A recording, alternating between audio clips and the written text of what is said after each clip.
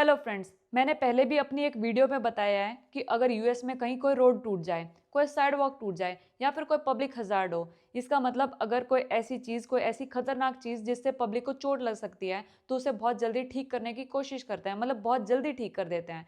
तो इसका क्या रीज़न है? अब बहुत सारे लोग यही सोचते हैं कि यूएस है, साफ सुथरा दिखना चाहिए, लेकिन इसका एक्चुअल रीज़न, असल रीज़न ये बिल्कुल भी नहीं है। तो इसका असल में बहुत बड़ा कारण है अकाउंटेबिलिटी, लायबिलिटी, जिसे हम जवाबदेही बोलते हैं, वो है बहुत बड़ा रीज़न।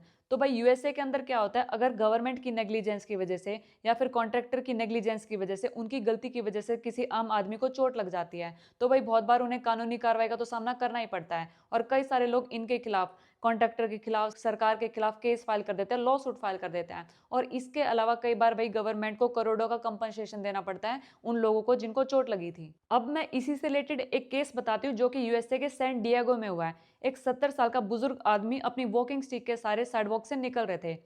उस साइडवॉक पे पहले लगे हुए थे पार्किंग मीटर।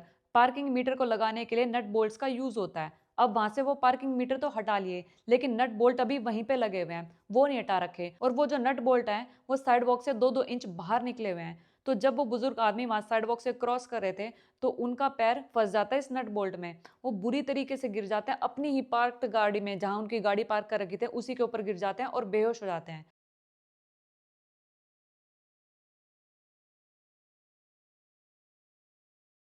उसके बाद भाई पैरामेडिक्स की गाड़ी आती है, डॉक्टर्स आते हैं, वहाँ पे हॉस्पिटल लेके जाते हैं। 18 दिन तक तो वो हॉस्पिटल में रहते हैं। उनकी गर्दन की हड्डी टूट गई, उनकी बैक की हड्डी टूट गई। और भाई अब वो जो बुजुर्ग आदमी है वो कभी चल नहीं पाएंगे। और उनके लॉयर ने साफ साफ बोला कि ये गलती सिटी की है। अगर पार्किंग मीटर ही हटा दिए तो नट बोल्ट भी हटाने चाहिए थे। अगर ये नट बोल्ट होते ही नहीं तो इतना बड़ा एक्सीडेंट होता ही नहीं, इस बुजुर्ग आदमी को पूरे लाइफ टाइम बेड रिडन होना ही नहीं पड़ता।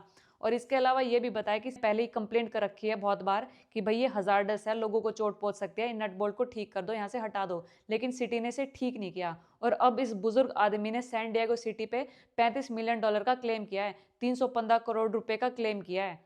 अब आप सोच के देखो कि छोटी सी गलती की वजह से, छोटी सी नेग्लिजेंस की वजह से अगर वो नट बोल्ट हटा दिए होते तो सिटी को इतने पैसे इस बुजुर्ग आदमी को देने नहीं पड़ते। हालांकि फाइनल कंपनसेशन तो कोर्ट में ही तय होगा, लेकिन यहाँ पे मेंटेनेंस को काफी सीरियसली लिया जाता है, हल्के में नहीं लिया जाता। अथॉरिटीज ट्राई करते हैं कि कुछ भी अगर छोटा मोटा टूट जाए तो हम जल्द से जल्द रिपेयर करा दें, क्योंकि उन्हें पता है नेग्लिजेंस के कारण अगर किसी को चोट लगी तो लॉ सूट के तो पैसे देने ही पड़ेंगे, लेकिन इसके अलावा जो कंपनसेशन देना पड़ेगा करोड़ों में, वो अलग से। इसका मतलब ये नहीं है कि यूएसए के अंदर एक्सीडेंट नहीं होते, एक्सीडेंट बिल्कुल होते हैं। लेकिन अगर कोई एक्सीडेंट हो जाता है, कोई हादसा हो जाता है, तो भाई अकाउंटेबिलिटी लेनी पड़ती है। और अगर नेग्लिजेंस प्रूव हो जाए तो भाई कंपनसेशन भी देना पड़ता है, कोर्ट प्रोसीडिंग भी होती है, प्रॉपर कार्रवाई होती है। बाकी आप लोग भी कमेंट करके अपने व्यूज जरूर शेयर करना, क्या इंडिया में भी पब्लिक नेग्लिजेंस के लिए इतनी स्ट्रिक्ट अकाउंटेबिलिटी होनी चाहिए?